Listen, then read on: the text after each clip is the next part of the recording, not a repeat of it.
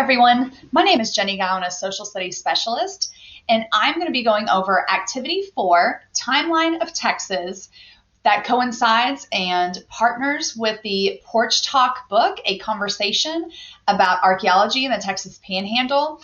And I love this activity. I'm excited to share it with you today. The objective of this activity is for students to analyze images and be able to put them in chronological order based on what they think is best, with different clues and pieces from the image. Students will then match information with the images in order to create an annotated timeline.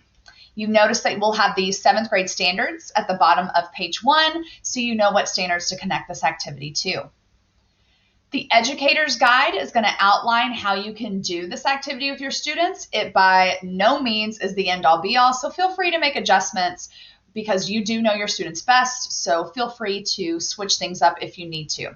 You have the activity materials listed at the top. You have an optional reading strategy. This activity does cover a good section of the book, so the reading strategy has students split up the different reading parts into 5 different pieces. It tells you how to kind of lay that out.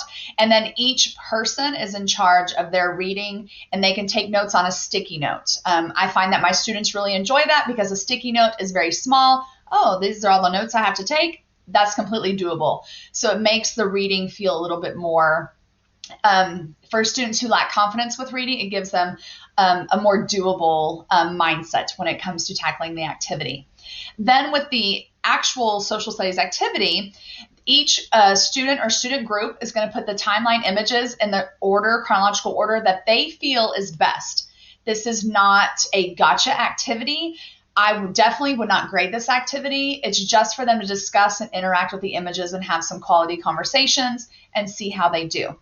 Once they're done with that, students will match information. Once they have the timeline, they will then match text information with the image that they feel goes best with the text information. At the very end, students will have an annotated timeline that they are matching the text with the images with. Feel free to give as much guidance or as little guidance as you want to throughout the activity. Here is the security briefing, which gives a nice introduction to what the students are going to be doing. It is written in the voice of Hank the Cowdog, so I love it. It's a little more, adds some engagement pieces to it. This instruction sheet can also be used if you're wanting students to complete this activity as a station or a center, then you can print this out. It is written for students to read as direct instructions to them instead of to a teacher. Here are the timeline images for the timeline sort. So you would print these out, cut them out, and then have students put them in the chronological order they think is best.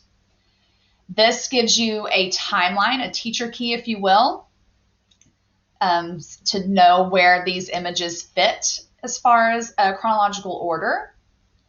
And then these are the text cards that once your students have the timeline, and you could have them discuss it as a class, what goes first through last, show the actual timeline from the previous pages.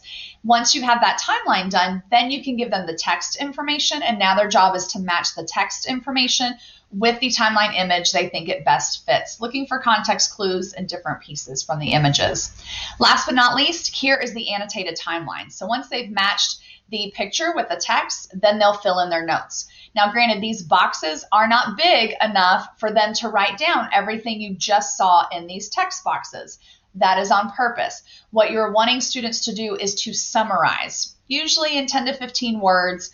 After reading through that text, summarize these images and what is going on with the American Indian tribes with these images in chronological order.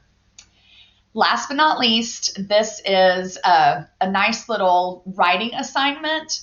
For the question is, where in the timeline would you put Dickum-a-Man, which is discussed in the book? And then it has you justify your answer with information from the text and the timeline.